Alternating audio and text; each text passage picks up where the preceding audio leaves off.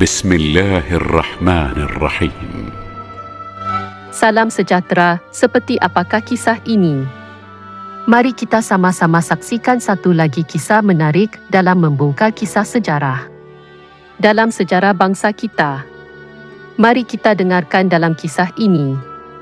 Agar faham apa yang kami sampaikan dalam kisah kali ini. Mari kita dengarkan catatan dari Najib M. Salibi yang pernah bersama-sama di Sulu semasa zaman Kesultanan Sulu pada tahun 1908. Dan catatan ini hasil dari penyelidikan beliau sebagai pengembara dan pencatat sejarah Kesultanan Sulu dahulu. Walaupun beliau bukan rakyat Sulus. Manuskrip yang diikuti terjemahannya adalah salinan tepat dari yang asal yang dimiliki oleh Haji Butu Abdul Baki, Perdana Menteri Sultan Sulu. Silsilah yang betul bermula pada halaman 6 manuskrip dan ditulis sepenuhnya dalam bahasa Melayu. Ini adalah peraturan di kalangan semua penulis Moro lama dan merupakan petunjuk yang jelas tentang keaslian dokumen itu. Haji Butu berpendapat bahawa keturunannya kembali kepada Mantiri Asib, salah seorang menteri Raja Baginda, putra Sumatera yang berhijrah ke Sulu sebelum penubuhan agama Muhammad di pulau itu. Kementerian Sulu nampaknya kekal dalam keturunan Asib sehingga kini. 5 muka surat pertama. Manuskrip asal adalah silsilah keturunan Asib. Bahagian ini ditulis dalam bahasa Sulu dan mungkin dikarang pada tempoh yang lebih lewat daripada bahagian bahasa Melayu buku itu. Ia ditulis oleh Yutiu Abdul Rahman, anak saudara kepada Imam Khalifah, iaitu anak kepada Nakib Adak, orang terakhir yang disebut dalam silsilah. Abdul Rahman ialah sepupu kepada Haji Butu. Penambahan 5 muka surat ini kepada silsilah Sulu adalah untuk tujuan memberi keutamaan dan pengiktirafan kepada anak-anak Asib yang merupakan orang kanan Sultan Sulu sejak penubuhan Kesultanan.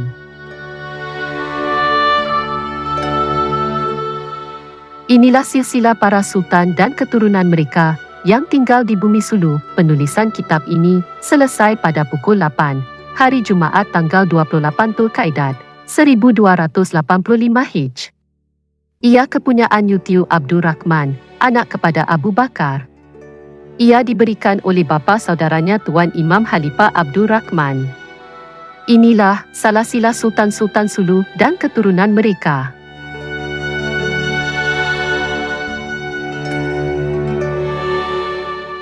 Inilah silsilah Mantiri Asib, pahlawan dan alim Minangkabau.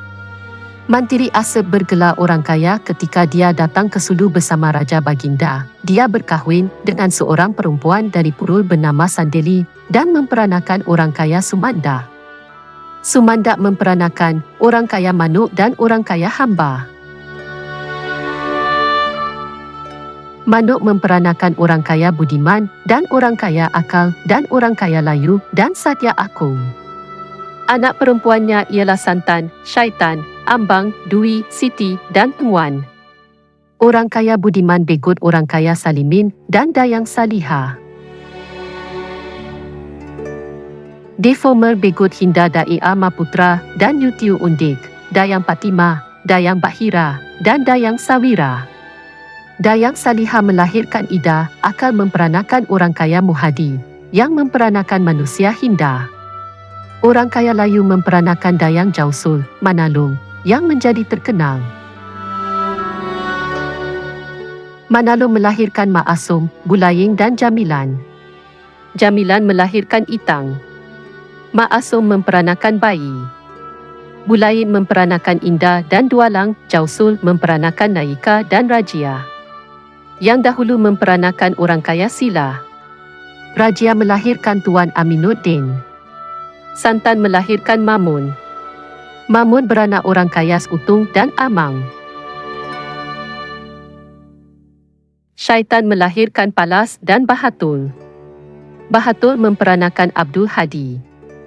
Ambang melahirkan orang kaya Amin dan Bunga. Orang kaya Amin memperanakan Rajia dan Zakia. Zakia ialah ibu kepada orang kaya Sila. Rajia ialah ibu kepada Tuan Aminuddin. Bunga memperanakan Alia dan Salima. Salima melahirkan Hinda bayi bergantung. Dwi melahirkan Manduli dan Imang. Manduli ialah ibu kepada Tuan Iman Anda dan Naimah. Imang melahirkan Mali. Siti melahirkan orang kaya Ugu, Garu, Abu Bakar, Abu Sama, Manaun, Sidah dan Sudah. Alak memperanakan Ila dan Malum. Ila melahirkan Andungai. Malum ialah bapa kepada Iming. Muan melahirkan Ima. Ima memperanakan Angkala. Angkala begut Inung. Inung begut Hinda Nakib Ada.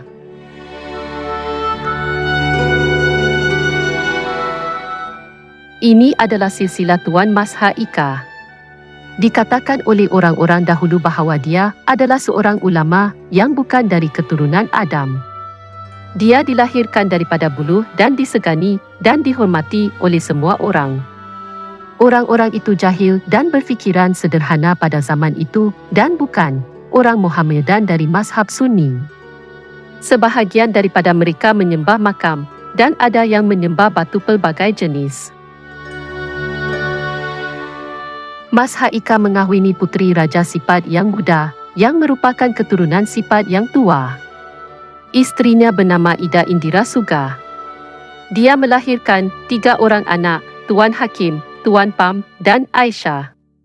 Tuan Hakim memperanakan Tuan Daim, Tuan Buddha, Tuan Bujang, Tuan Muku dan seorang perempuan. Daim memperanakan Sekabah. Sekabah memperanakan Angkan. Angkan memperanakan Kamaluddin dan Katib Mu'alam Apipuddin dan Pakruddin dan ramai gadis. Tuan Mei memperanakan Datu Tika yang bernama Dina, Lama dan Timwan. Dina memperanakan Abi Abdul Wakid dan Maryam.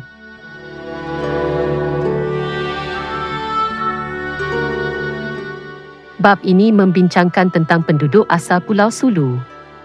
Penduduk pertama di bumi Sulu ialah orang Membong, yang pemerintahnya ialah 2 beradik iaitu Datu Sipat dan Datu Narwangsa.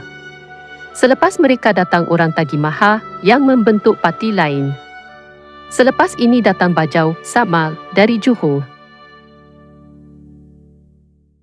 Ini didorong di sini oleh ribut, monsun dan dibahagikan antara kedua-dua pihak. Sebahagian daripada orang Bajau telah dihalau oleh ribut ke Brunei dan sebahagian lagi ke Mindanao. Selepas kedatangan Bajau, penduduk Sulu menjadi 4 pihak. Beberapa ketika selepas itu datanglah Karimul Makdum. Dia menyeberangi laut dalam pasu atau periuk besi dan dipanggil Sarib. Dia menetap di Buansa, tempat tinggal bangsawan Tagimaha. Di sana orang ramai datang kepadanya dari segala penjuru dan dia membina sebuah rumah untuk ibadat agama. 10 tahun kemudian Raja Baginda datang dari Menangkabau ke Sambuangan. Dari situ Baginda berpindah ke Basilan dan kemudiannya ke Sulu. Apabila dia tiba di Sulu, ketua-ketua Buansa cuba menenggelamkan perahunya dan menenggelamkannya ke dalam laut. Oleh itu dia menentang dan memerangi mereka. Semasa pergaduhan dia bertanyakan sebab mereka mahu menenggelamkan botnya dan menenggelamkannya. Dia memberitahu mereka bahawa dia tidak melakukan jenayah terhadap mereka dan bahawa dia tidak dihalau ke sana oleh badai. Tetapi dia hanya dalam perjalanan dan datang ke Sulu untuk tinggal di antara mereka kerana mereka adalah orang Muhammad. Apabila mereka mengetahui bahawa dia seorang Muslim, mereka menghormatinya dan menerimanya dengan ramah. Penghulu Sulu yang hidup pada masa itu ialah Datu Laila Ujan, Datu Sana, Datu Amu, Datu Sultan, Datu Basa dan Datu Ung. Satu lagi golongan ketua yang dipanggil mantiri ialah Tuan Jalal, Tuan Ahmad, Tuan Selama, Tuan Hakim, Tuan Buddha, Tuan Dain dan Tuan Bujang. Ketua Tagimaha ialah Sheikh Ladun, Sheikh Sahdu dan Sek Bajasala. Ketua Baklaya ialah orang kaya Sintu dan orang kaya Ingsa. Semua pembesar di atas masih hidup pada masa Raja Baginda datang ke Sulu, juga datang ke Sulu dari Buayan, Sanilaya Bakti dan Sanilaya Mansalah. Isteri yang terakhir ialah Balia Enyaga. 5 tahun selepas kedatangan Raja Baginda di Sulu, Raja Jawa menghantar utusan ke Sulu dengan membawa hadiah gajah liar. Nama utusan itu ialah Jaya. Dia mati di Ansang dan 2 ekor gajah hanya tiba di Sulu. Selepas masa itu datang Said Abu Bakar dari Palembang ke Brunei dan dari sana ke Sulu. Apabila dia tiba di dekat tempat yang terakhir itu, dia bertemu dengan beberapa orang dan bertanya kepada mereka, "Di manakah kota kamu dan di manakah tempat ibadat kamu?" Mereka berkata, "Di Buansa." Dia kemudiannya datang ke Buansa dan tinggal bersama Raja Baginda. Orang ramai menghormatinya dan dia menubuhkan agama untuk Sulu. Mereka menerima agama baru dan menyatakan kepercayaan mereka kepadanya. Selepas itu Said Abu Bakar berkahwin dengan Paramisuli, puteri Raja Baginda, dan dia mendapat gelaran Sultan Syarif. Dia mendapat anak dan keturunannya masih hidup hingga kini. Dia tinggal kira-kira 30 tahun di Buansa. Selepas Abu Bakar, anaknya Kamaluddin menggantikan kesultanan. Alawaddin tidak menjadi sultan. Puteri Sarip tinggal bersama abangnya, Alawaddin. Alawaddin berkahwin dengan Tuan Mayin, anak kepada Tuan Laila. Selepas kemangkatan Sultan Kamaluddin, Maharaja Yupiu telah menggantikan kesultanan. Selepas Yupiu meninggal, Pangeran Budiman menjadi sultan. Baginda digantikan oleh Sultan Tangah. Sultan-sultan yang menyusul ialah: mengikut susunan penggantian mereka, Sultan Bungsu, Sultan Nasiruddin, Sultan Karamat, Sultan Shahabuddin, Sultan Mustafa digelar Syafiuddin, Sultan Muhammad Nasaruddin, Sultan Alimuddin I, Sultan Muhammad Muizzuddin, Sultan Israel, Sultan Muhammad Alimuddin II, Sultan Muhammad Sarapuddin, Sultan Muhammad Alimuddin III.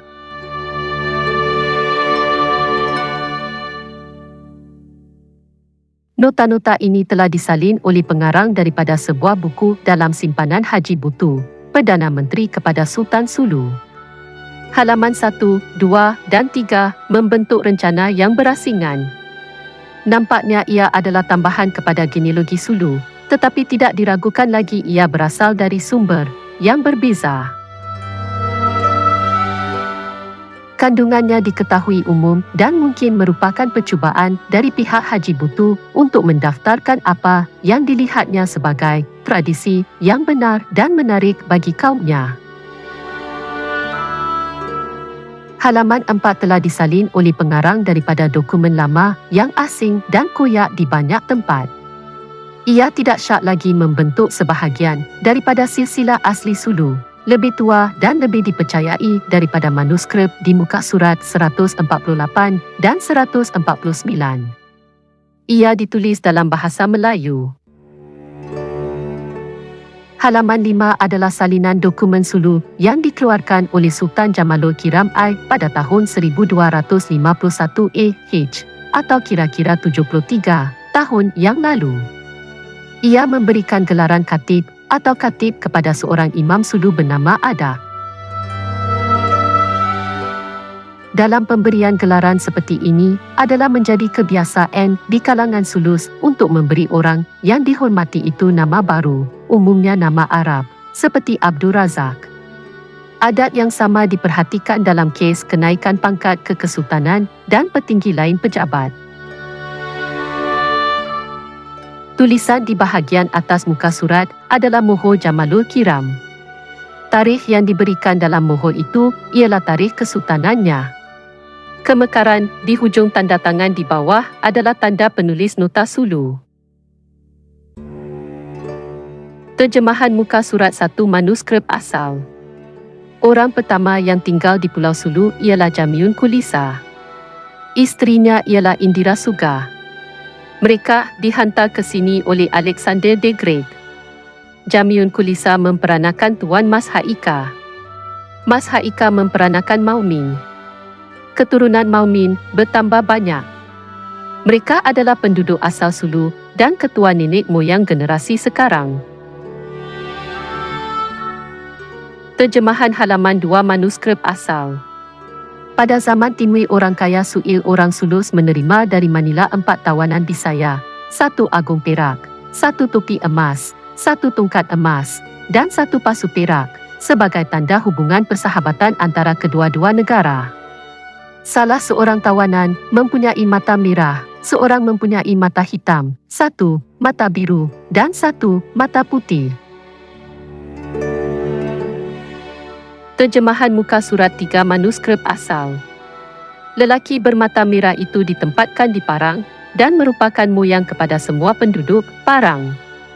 Lelaki bermata putih itu ditempatkan di Lati dan merupakan moyang kepada semua penduduk Lati. Lelaki bermata hitam itu ditempatkan di Gitung dan merupakan nenek moyang penduduk Gitung. Lelaki bermata biru itu ditempatkan di Lok dan merupakan moyang kepada penduduk Lok. Pada masa itu agama Muhammad belum datang ke Sulu. Terjemahan muka surat 4 manuskrip asal. Penduduk pertama Pulau Sulu ialah orang Membong. Mereka diikuti oleh Tagimaha dan Baklaya. Kemudian datanglah Bajau Samal dari Johor. Beberapa bajau telah diambil oleh Sulus dan diedarkan di antara 3 bahagian pulau itu, manakala yang lain hanyut ke Brunei dan Maguindanao. Beberapa ketika selepas itu datanglah Karimul Makdum. Dia berlayar dalam periuk besi dan orang-orang dahulu memanggilnya Syarif Aulia. Sulus menganut agama Muhammad dan membawa Makdum ke Buansa.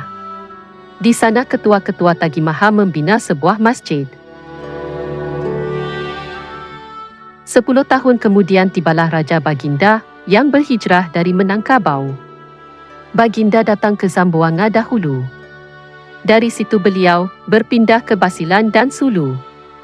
Orang asli bertemu dengannya di laut untuk tujuan memeranginya. Dia bertanya kepada mereka, "Mengapa kamu ingin memerangi seorang Muhammad yang datang untuk tinggal bersama kamu? Dia berkahwin di sana." Teks dalam bulatan Dekon Koirur. Atas perintah Raja yang Maha Mengetahui, Sultan Muhammad Jamalul Kiram. Tahun 1239. Terjemahan halaman 5 manuskrip asal. Bertarikh Rabu, 10 Ramadan, tahun di yang pertama, yang sepadan dengan tahun 1251 Hijrah Nabi Muhammad. Semoga rahmat dan berkat Tuhan yang terbaik menjadi miliknya. Pada hari ini baginda Tuan kita, Sultan Jamalul Kiram, telah mengurniakan adat gelaran rasmi yang mana baginda akan dikenali sebagai Khatib Abdul Razak. Ini dilakukan dalam persidangan dan perundingan dan dengan persetujuan semua rakyat, tanpa perbezaan pendapat.